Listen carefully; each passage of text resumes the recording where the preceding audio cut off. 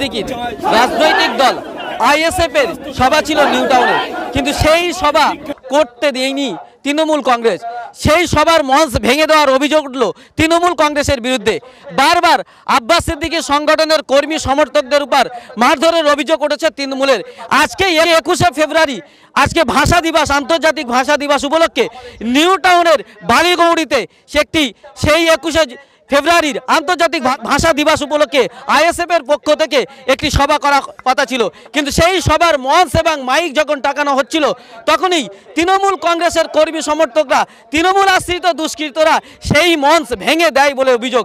রীতিমতো তারপরেই আব্বাস সিদ্দিকী সংগঠনের অনুগামীরা, সমর্থকরা, ভক্তরা তারা কিন্তু হাতিশালা 6 লেনের এই রোডটা কিন্তু অবরোধ করে এবং তারপরেই এই অবরোধে পুলিশ এসে তুলে দেয়।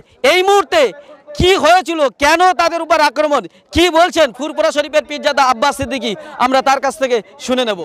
এই যে ভাষা দিবস পালন করতে দিল না আপনাদের প্রশাসন, বিভিন্ন জায়গাতে, এর আগে 3টে জায়গাতে অন্তত বাধা, শেষ পর্যন্ত আপনি যেটা কেমনটা বলছিলেন সরকার মাতৃভাষা বিরোধী, বাংলা ভাষা বিরোধী, ঠিক কি একটু যদি বলেন।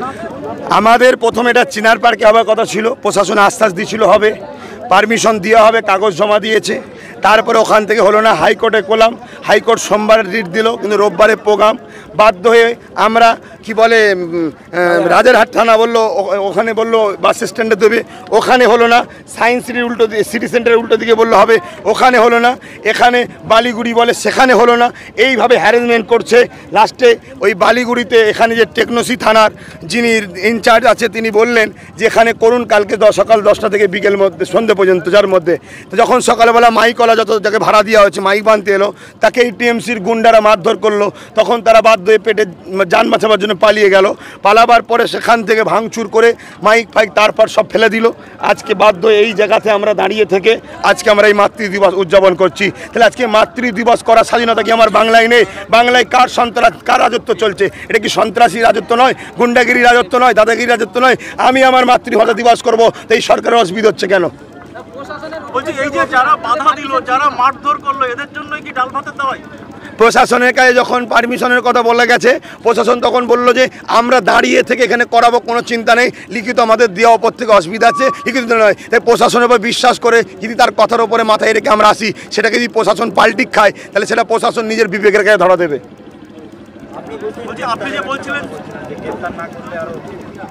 আইনতভাবে আমরা ব্যবস্থা নেবো, আমরা গণতান্ত্রিক পক্ষের আন্দোলনের দিকে যাবো বাধ্য হয়ে, কারণ আমার মাতৃভাষার বিরোধী যারা, তারা গাদ্দার, দেশদ্রোহী, আমার বাংলার দুশ্মন, তাদেরকে প্রশাসন।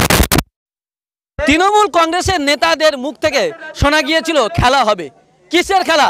রাজনৈতিক প্রতিদ্বন্দ্বীদেরকে শেষ করে দেওয়ার খেলা, রক্তের খেলা, নাকি শান্তির খেলা, নাকি উন্নয়নের খেলা?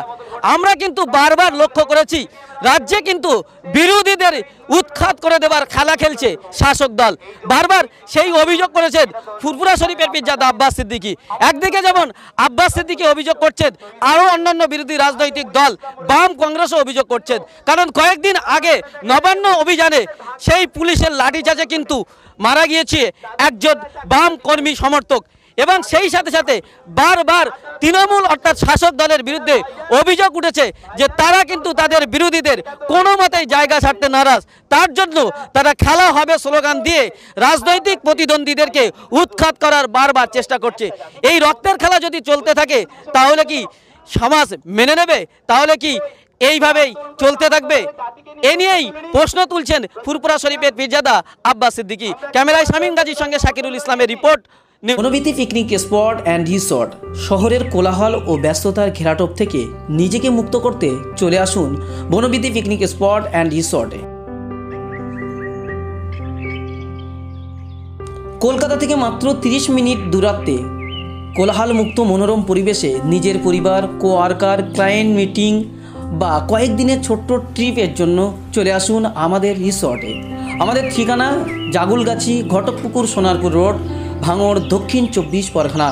বিস্তারিত জানতে ফোন করুন 9732684321 অথবা 8918067831 নাম্বারে।